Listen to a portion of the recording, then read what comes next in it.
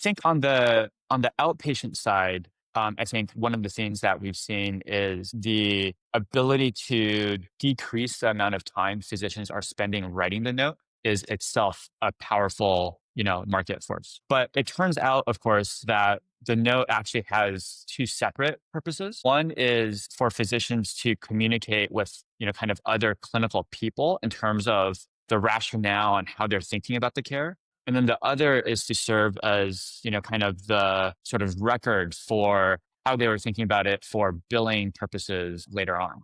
And I think on the outpatient side, one of the things that the ambient players have done a fantastic job of is, kind of understanding the conversations with the patient and capturing that first sort of component of the note, which is like clinically what matters and how do I think about it. On the inpatient side, this is where if you imagine the patient in the ICU on a ventilator, it's not the conversation with the patient that defines the plan and what's in the note.